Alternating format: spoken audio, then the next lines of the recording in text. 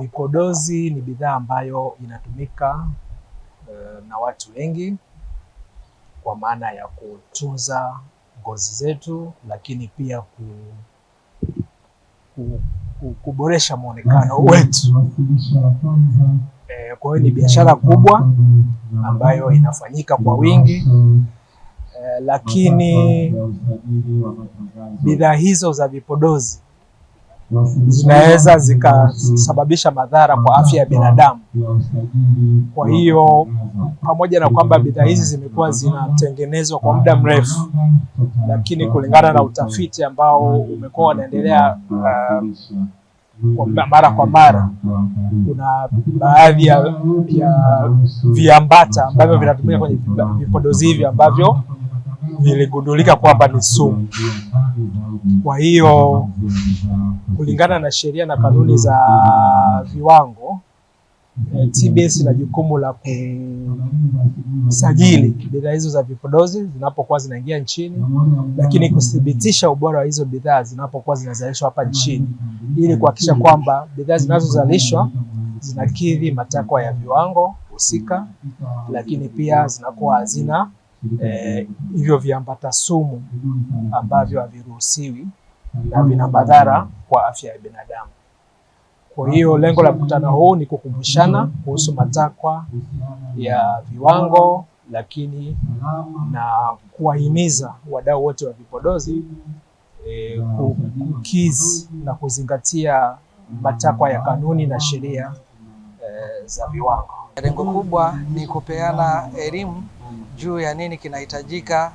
wanapokuwa wanaingiza vipodozi, wanapokuwa wanadharisha vipodozi hivyo, ili kuhakikisha kwamba bidhaa za vipodozi zinazozalishwa au zinazoingizwa na kuuzwa hapa nchini zinakuwa ni bidhaa ambazo zimekidhi ubora na usalama kwa ajili ya watumiaji. Kwa hiyo tunawaelekeza utaratibu ambao wanatakiwa kuweza kufuata ili bidhaa zitakazokuwa zinauzwa sokoni ziweze kuwa ni bidhaa zile ambazo ni salama na ni bora, lakini pia wasiweze kupata changamoto ya kuharibiwa bidhaa zao kwa kutokufuata taratibu zile ambazo zinahitajika kuweza kufuatwa. Lakini pia tutasikiliza changamoto ambazo wako nazo, ni nini changamoto ambazo wanazipitia, na sisi tutakuwa tayari kuweza kuchukua changamoto hizo na kuzigeuza kuwa ni fursa, ili waweze kufanya biashara zao katika mazingira ambayo ni sahihi, katika mazingira ambayo ni wezeshi, lakini wakati huo huo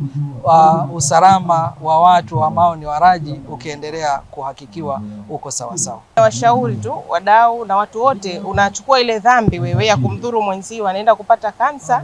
kwa sababu wewe unapata mapato machache ambayo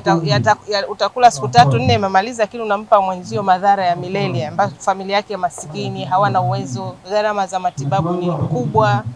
Kwa hiyo shirika la TBS kwa kweli limekuwa mlezi na linatutolea elimu kila mara, na serikali pia inasisitiza kupitia Wizara ya Biashara. Vipodozi vinapotumika vinaweza kuwa aina tofauti, lakini tunachokizungumza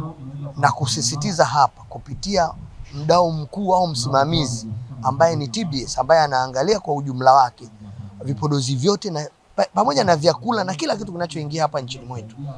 nia yake hasa ni kuhakikisha kwamba ana regulate, anasimamia kuangalia ubora,